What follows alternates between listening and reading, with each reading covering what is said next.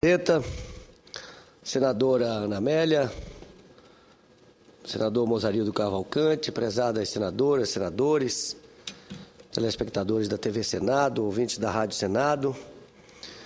No início desse mês, começou a tramitação nessa casa dos 3 projetos de lei que atualizam o Código de Defesa do Consumidor de 1990.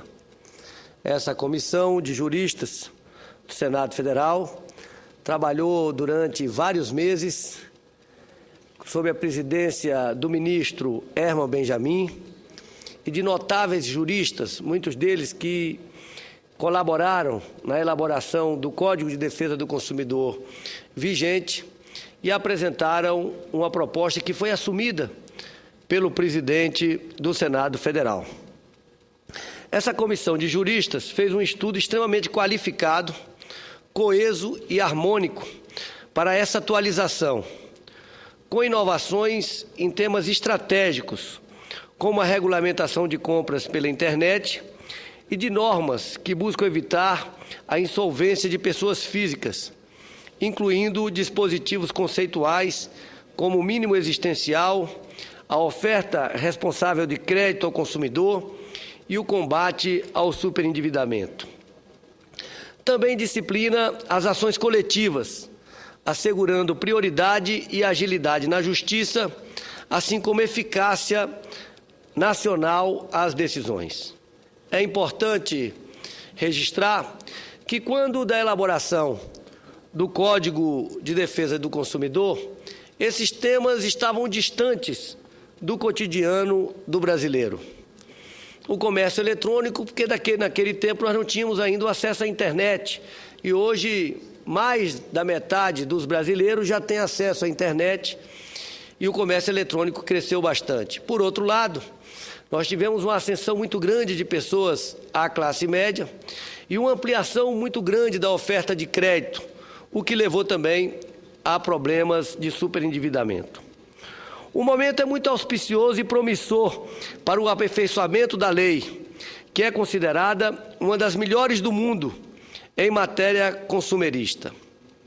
Além de posicionar o Brasil na vanguarda da proteção jurídica, contribuiu para o estímulo de uma nova cultura de mercado, mas ainda marcada por descasos injustificáveis, principalmente com a incorporação das classes C e D ao consumo, até então pouco familiarizadas com os riscos e benefícios das compras em crediários e empréstimos financeiros. Segundo o Departamento de Proteção e Defesa do Consumidor, DPDC, no ano passado, quase 1.700.000 reclamações foram registradas no PROCON de 23 estados e do Distrito Federal. Já a pesquisa feita por a consultoria Elife mostra que o número de reclamações via redes sociais no Brasil cresceu 379% em 2011. No ano passado, foram registradas 272.200 queixas, superando as 56.700 realizadas em 2010. Dentre as denúncias, a concessão de crédito ganha proporções cada vez mais expressivas, devido à democratização do acesso aos financiamentos e aos produtos e serviços do mercado. Percebendo isso, os juristas propuseram que expressões como sem juros, gratuito, taxa zero, dentre outras similares, sejam proibidas com a modernização do Código de Defesa do Consumidor.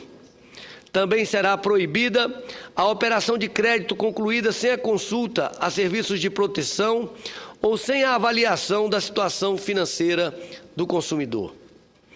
A dívida de consumo das famílias representa, em média, 30% da renda anual, alcançando pela primeira vez a faixa equivalente à de países desenvolvidos. Há nessa comparação, é claro, algo contraditoriamente muito grave. Enquanto a taxa de juros é muito baixa na maioria das economias centrais, a do Brasil ganha algarismos e contornos maiores, gerando um passivo financeiro desmesurado nas contas das famílias brasileiras. No caso brasileiro, A maioria dos consumidores superendividados deve ou para bancos ou para financeiras e tem seu nome inscrito em algum banco de dados de restrição ao crédito. Atenta a esses fatos, a Comissão de Juristas propõe que a soma das parcelas destinadas para pagamento de dívidas em que envolva autorização prévia do consumidor pessoa física, que implique cessão ou reserva de parte de sua remuneração, não possa ser superior a 30% da sua remuneração líquida. Entre as regulamentações propostas estão o fornecimento, claro, do preço dos produtos e serviços, o custo efetivo total, dos juros cobrados e da possibilidade de cada consumidor renegociar com todos os fornecedores em conjunto.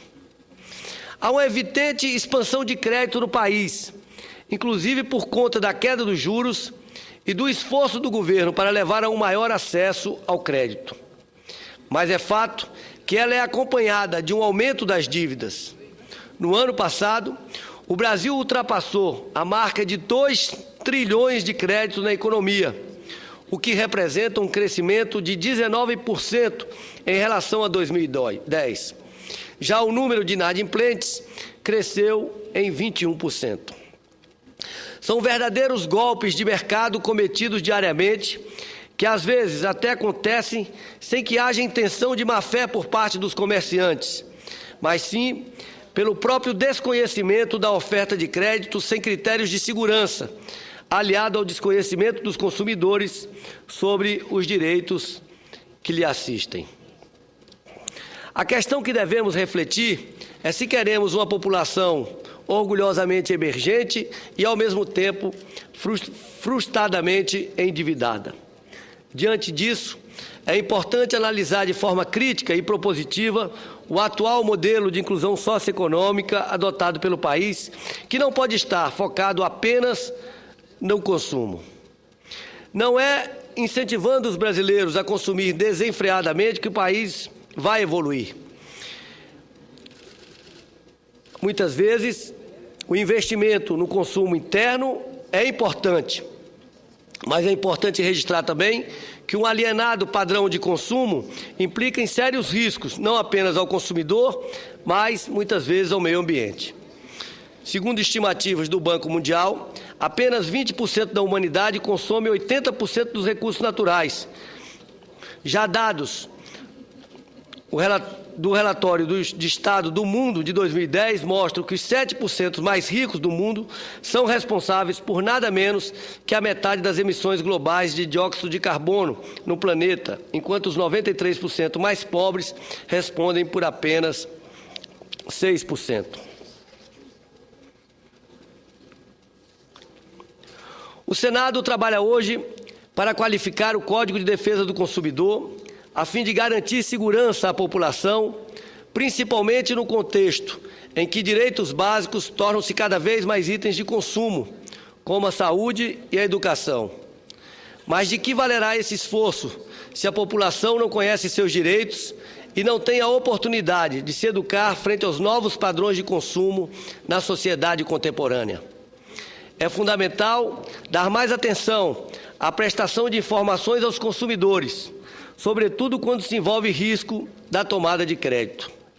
Medidas de iniciativa do fornecedor para prevenir o superendividamento devem ser igualmente recomendadas, aplicando-se no dia a dia os direitos de informação, de transparência, de lealdade e de cooperação, reforçando dessa forma o princípio da boa-fé, que norteia integralmente as normas constantes do Código de Defesa do Consumidor. Outro esforço normativo da mais alta importância, que também será discutido nesta Casa, é a atualização de normas específicas para a proteção dos consumidores no comércio eletrônico. Apenas para que tenhamos ideia da magnitude do fenômeno, é preciso dizer que o Brasil se posiciona hoje em terceiro lugar entre as sociedades que mais realizam compras pela internet. Dos 74 milhões de usuários brasileiros da rede mundial, os ditos internautas, nada menos que 96% já fizeram alguma aquisição virtual. O faturamento do comércio eletrônico saiu de 6,3 bilhões de reais em 2007 para quase 19 bilhões em 2011, enquanto os consumidores virtuais saltaram de 9 milhões e meio de pessoas para 32 milhões no mesmo período. Trata-se de uma mudança imprescindível a fim de reforçar os direitos desses consumidores, que muitas vezes compram às cegas produtos defeituosos e inadequados, que não correspondem ao que foi ofertado em rede, além de sério risco de captura de dados pessoais por sites na web, usado até como moeda de trocas por empresas. O anteprojeto apresentado atualiza as normas já existentes no Código de Defesa do Consumidor em matéria de oferta, assegurando maior informação, acesso e possibilidade de perenização das manifestações e dos contratos eletrônicos realizados com consumidores. Também lista novas práticas abusivas já existentes no mercado, consolidando o direito de arrependimento nesses contratos, assim como regula e facilita a possibilidade de retificação de erros na contratação. Além disso, trata da proteção dos dados do consumidor e de sua privacidade, instituindo a possibilidade de o consumidor optar por não receber spam e telemarketing através de um cadastro de bloqueio. Nos Estados Unidos, o Congresso rejeitou a ideia de dar ao internauta o poder de usar o chamado direito de exclusão, o que impede que seus dados pessoais sejam utilizados sem o seu consentimento. Já a Europa optou por criar organizações estatutárias de proteção de dados e da privacidade dos usuários, em vez de deixar a atividade para um conselho de comércio, como fizeram os americanos. Diante desse exposto, tenho convicção de que o Congresso Nacional estará à altura dos novos desafios. A criação da comissão de especialistas para elaborar essas propostas de atualização do Código de Defesa do Consumidor e em outros códigos fundamentais à organização jurídica do país, como agora do Código Penal, foi uma das inovações mais importantes do processo legislativo na gestão da atual mesa do Senado. Quero aqui, em nome do ministro Herman Benjamin, cumprimentar a todos os membros da Comissão de Juristas que prepararam o anteprojeto assumido pelo presidente José Sarney, os 3 projetos que agora tramitam nessa casa e que tem como objetivo, e é muito importante deixar isso muito claro, apenas atualizar o Código de Defesa do Consumidor, que é um dos instrumentos legislativos mais importantes da consolidação da nossa democracia, da consolidação da defesa dos direitos do consumidor.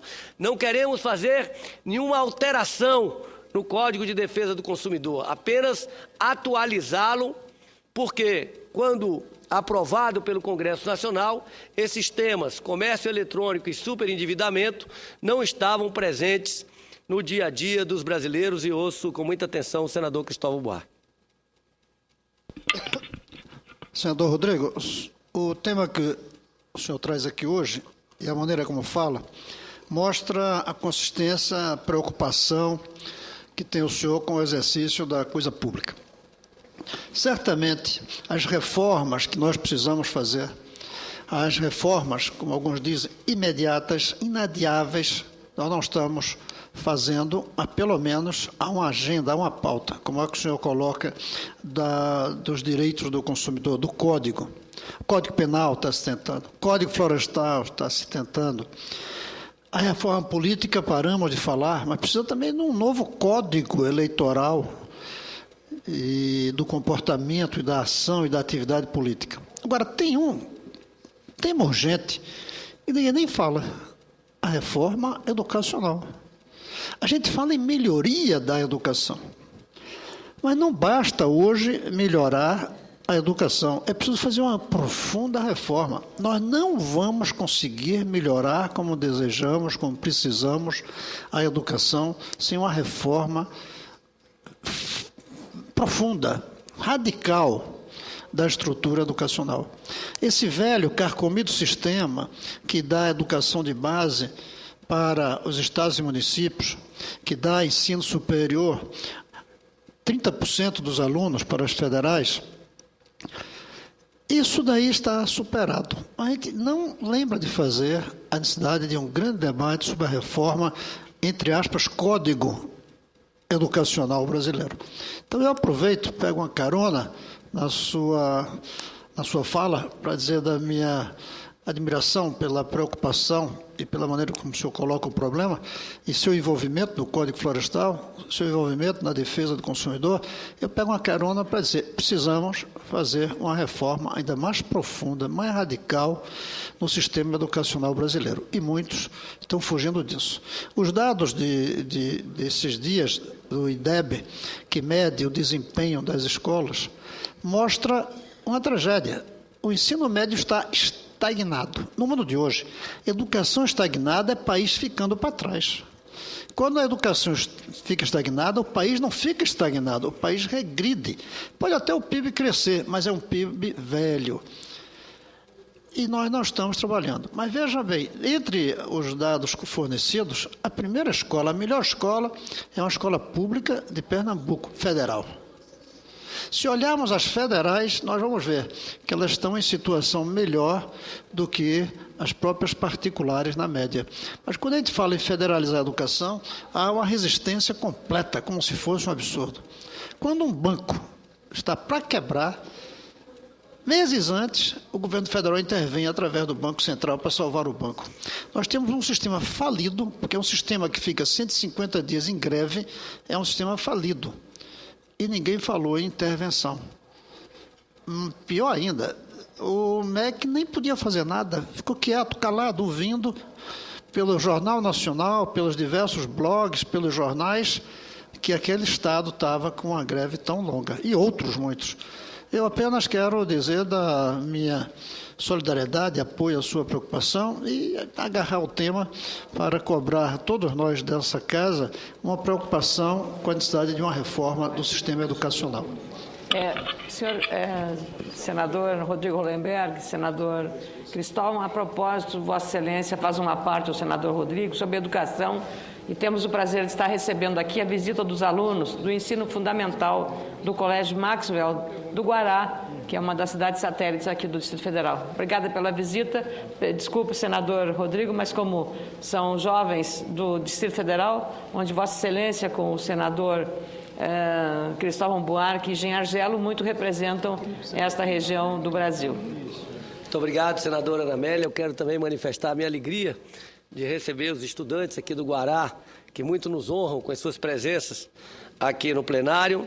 E quero agradecer a parte do senador Cristóvão, dizendo, senador Cristóvão, que ninguém fala com tanta autoridade sobre o tema de educação no Brasil como Vossa Excelência.